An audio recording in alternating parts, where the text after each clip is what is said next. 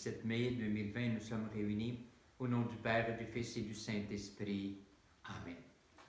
Alors bonjour à vous tous, ce matin ici présents à travers aussi la caméra. Et aujourd'hui, c'est un jour spécial aussi pour moi parce que le 17 mai 1970, j'ai été ordonné prêtre par le pape Paul VI à Rome. Alors vous avez la photo quand j'ai été ordonné prêtre il y a 50 ans. Et j'avais le même vêtement aujourd'hui que j'ai. Pour moi, c'est une grande relique parce que c'est un cadeau d'abord de la part du pape Paul VI. Le pape y a touché, c'est un saint au ciel. Alors, merci mon Dieu. Et je voudrais aussi dire merci Seigneur pour tout ces, d'abord de m'avoir appelé à être prêtre. C'est un privilège de la part de Dieu.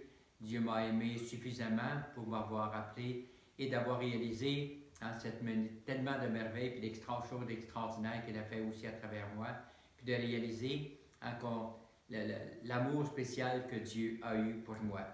Alors, puis d'avoir la famille dans laquelle je suis né. Dieu m'a choisi un père et une mère extraordinaires. Alors, c'est à travers mon père et ma mère, leur foi, leur amour envers Dieu, la Sainte Vierge, que j'ai senti justement cet appel de Dieu. Alors aujourd'hui, je voudrais dire oui, merci Seigneur pour tout.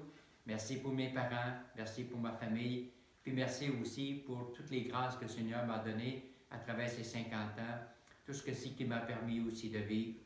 Alors, Dieu a guidé ma vie pendant 50 ans. Alors, je veux lui dire un très grand merci. Continue, Seigneur, de me bénir, puis de continuer d'agir aussi à travers moi comme tu l'as fait depuis 50 ans. Que la grâce de Jésus notre Seigneur, l'amour de Dieu le Père, et la communion de l'Esprit Saint soit toujours avec vous. Au début de cette célébration, prenons quelques instants pour demander pardon au Seigneur pour nos faiblesses, nos manquements, nous manque aussi des fois de fidélité, de laisser agir l'Esprit Saint à travers chacun de nous. Seigneur Jésus, nous disons souvent que nous croyons en toi, mais nous empruntons parfois le chemin qui nous éloigne de toi. Prends pitié de nous. Ô Christ, nous connaissons tes commandements, mais nous ne les vivons pas toujours pleinement. Prends pitié de nous. Seigneur, nous nous disons prêts et prêts à suivre tes chemins, mais nous désirons souvent qu'ils s'accordent aux nôtres. Prends pitié de nous. Et que Dieu Tout-Puissant nous fasse miséricorde, qu'il nous pardonne nos péchés, nous conduise jusqu'à la vie éternelle. Amen. Dieu notre Père, Dieu tout-aimant, accorde-nous en ces jours de fête de célébrer avec ferveur le Christ ressuscité. Que le mystère de Pâques dont nous faisons mémoire reste présent dans notre vie et la transforme. Et tout cela nous le demandons par Jésus le Christ, ton Fils bien-aimé. Amen. L'évangile de Saint Jean aujourd'hui, qui nous dit, en ce temps-là, Jésus disait à ses disciples, « Si vous m'aimez, vous garderez mes commandements. Moi, je prierai le Père, et il vous donnera un autre défenseur qui sera pour vous et avec vous pour toujours. L'Esprit de vérité, lui que le monde ne peut recevoir, car il ne veut pas, il ne le voit pas, et ne le connaît pas. Vous le connaissez, car il demeure auprès de vous, et il restera en vous. Je ne vous laisserai pas orphelin, je reviens vers vous. D'ici peu de temps, le monde ne me verra plus, mais vous me verrez vivant, et vous vivrez aussi. En ces jours-là, vous reconnaîtrez que je suis dans le Père, et que vous êtes vous aussi en moi. Celui qui reçoit mes commandements et les garde, c'est celui-là qui m'aime. Et celui qui m'aime sera aimé de mon Père. Moi aussi je l'aimerai, et je me manifesterai à lui. Acclamons cette parole de Dieu. En ce jour un peu spécial, évidemment, de célébrer 50 ans de mariage avec Dieu, célébrer 50 ans de vie sacerdotale, je voudrais juste prendre quelques instants pour d'abord rappeler cet événement extraordinaire qui s'est passé à Rome le 17 mai 70 et comment ça s'est passé. D'abord, Rome il fait très chaud le 17 mai au mois de mai. Alors, c'était sur la grande place Saint-Pierre. La cérémonie était à partir de 5 heures, qui a terminé à 9 heures le soir. 250 prêtres, c'est pas tous les jours. Alors, ce qui est extraordinaire aussi, on était déjà à 4h30, on était tous les cardinaux, les évêques, les prêtres, les familles étaient tous là sur la place Saint-Pierre. Il est venu une horreur de tonnerre et d'éclairs. Alors je me suis dit, qu'est-ce qu'on va faire ici? On ne peut pas rentrer dans la basilique, c'est impossible. Alors le pape est arrivé, on voyait le tonnerre, les éclairs, et tout à coup, tous les nuages se sont éloignés autour de la place Saint-Pierre. On voyait le tonnerre, les éclairs, et il y a eu quelques petites gouttes d'eau qui est tombée, et c'est tout. Mais on voyait les gros nuages, le tonnerre, les éclairs. C'est un événement qui était télévisé, et l'annonceur de la télévision disait, c'était le jour de la Pentecôte, le 17 mai, alors l'annonceur disait, l'Esprit Saint descend comme au jour de la Pentecôte, la première Pentecôte, au son du tonnerre et des éclairs. Et c'est ce qui s'est passé. Et puis, bon, la cérémonie, évidemment, était un petit peu longue, ce qui est tout à fait normal. Bon. Et le lendemain, alors, après la cérémonie d'abord, le pape nous a reçus. Il nous a parlé comme ça. Il nous a dit, bien, je vous ai fait faire des ornements sacerdotaux, recevez-les comme cadeau personnel pour moi. Bon, merci mon Dieu.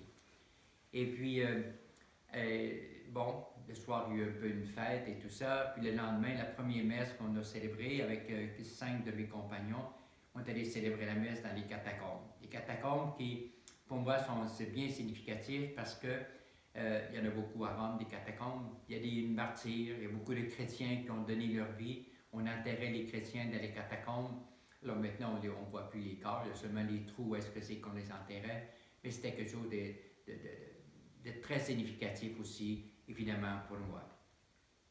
Et puis, évidemment, célébrer 50 ans de vie de prêtre, c'est regarder un petit peu en arrière, de voir comment est-ce que le Seigneur m'a aimé, m'a guidé, puis a été présent dans ma vie comme prêtre d'une façon extraordinaire pendant 50 ans. D'abord, de m'avoir appelé.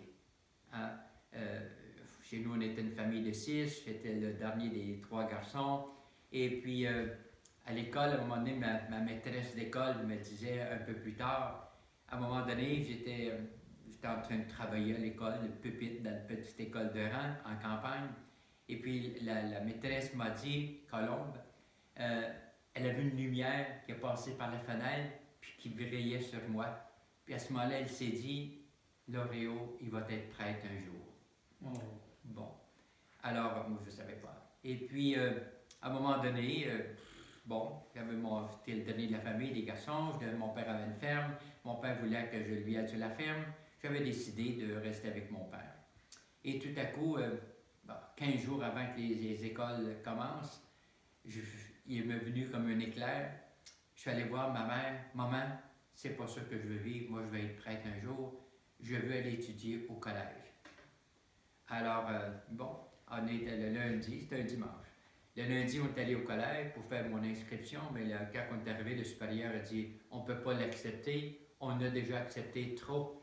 Il y a une classe, on voulait, c'était le maximum, on a 41, on ne peut plus l'accepter plus. » Alors, mon père était découragé, il dit « Qu'est-ce que je fais avec? » Alors, il dit « Il veut devenir prêtre. » Fait que le supérieur, il ne savait pas trop quoi faire. Il dit « Bon, un de plus, on va l'accepter, un de plus. » Bon, rentré par la porte d'en arrière pratiquement.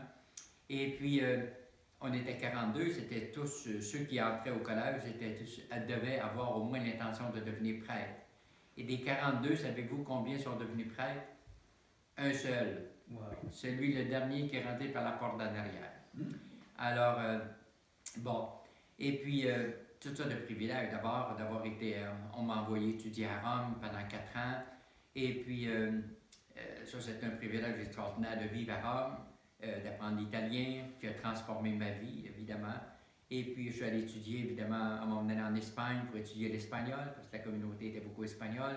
Alors, je suis allé étudier l'espagnol, qui m'a servi et qui me sert énormément encore aujourd'hui. Mais pour dire que, comme Dieu nous prépare déjà depuis lointain, il nous prépare à notre mission qu'on aura à faire plus tard. Alors, j'étais 22 ans à un moment donné à la paroisse Saint-Gilbert. On a une communauté latino-américaine, je célébrais beaucoup de mariages, baptêmes en italien aussi. Alors, pour dire comment Dieu est présent aussi dans notre vie. Et puis, évidemment, la Sainte Vierge a toujours été très présente dans ma vie. Ma mère avait une confiance extraordinaire dans la Sainte Vierge et Sainte Anne de Beaupré. Et puis, elle m'a transmis évidemment cet amour, cette présence, cette foi envers Marie qui a toujours été présente dans ma vie. Tellement présente que la Sainte Vierge l'a manifestée. Je ne l'ai pas vue de mes yeux, mais je l'ai vue que dans ma vie tellement de fois. Entre autres une fois, sur l'autoroute, je me suis endormi complètement 100 km à l'heure. Et puis, j'ai dormi peut-être pendant 15-20 minutes. Et qui a conduit mon auto? La Sainte Vierge, évidemment. Sinon, je ne serais pas ici aujourd'hui. On ne peut pas, une seconde ou deux qu'on peut dormir sur l'autoroute, souvent le temps dehors. Et moi, j'ai dormi pendant 15-20 minutes. Wow. Alors, tout ça pour dire tellement de choses que la Sainte Vierge, puis que le Seigneur a fait à travers moi. Puis de réaliser la mission aussi, évidemment, du prêtre. Alors, célèbre l'Eucharistie, quand le prêtre dit, je dis, ceci est mon corps, ceci est mon sang, Dieu se fait présent. Et de voir aussi que lorsque j'ai été ordonné prêtre, un cardinal, un évêque, a fait une croix dans chacune de mes mains pour dire ses mains seront consacrées et ses mains devront parler de Dieu, puis apporter Dieu à ceux qui en auront besoin. Et tellement de fois, je l'ai réalisé, par exemple, donner le sacrement des malades, pardonner. Quand je lève la main et dis « Je te pardonne » au nom du Père, du Fils et du Saint-Esprit, Dieu vient libérer la personne et Dieu vient effacer tout son passé, tout le mal, les faiblesses, les manquements. Alors, c'est des choses aussi extraordinaires. J'ai vu aussi, à un moment donné, aussi comment Dieu parle à travers notre vie. Hein. J'ai baptisé, m'a donné une petite fille qui ne marchait pas. Et tout de suite après, le baptême n'était même pas fini. La petite a commencé à marcher tout seule, elle avait 3 ans. La petite a commencé à marcher tout seule dans l'église. Alors je me dis, qui peut faire ça? C'est Dieu seulement qui peut faire ça à travers le prêtre.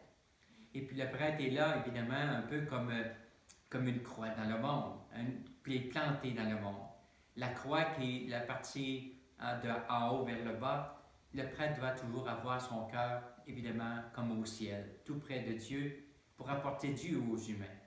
Et puis le prêtre, la partie horizontale, c'est la partie de tous les frères et sœurs, tous ces gens que Dieu met dans la vie, dans les mains, dans le cœur aussi du prêtre, pour leur apporter aussi l'amour de Dieu.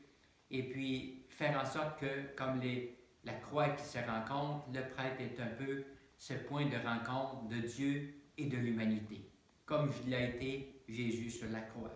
Et c'est la grande mission aussi du prêtre. Puis lorsqu'il célèbre la messe, je célèbre la messe, alors je suis conscient que sur la paterne, lorsqu'on présente l'hostie, c'est pas juste ma vie, c'est la vie de tous ceux et celles que Dieu me permet de rencontrer. Tous ceux et celles qui portent des blessures, des souffrances, des difficultés, de leur apporter l'amour de Dieu, la présence de Dieu aussi dans leur vie.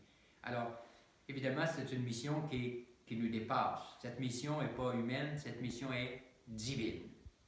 Et le prêtre est un humain, mais en même temps aussi est divin.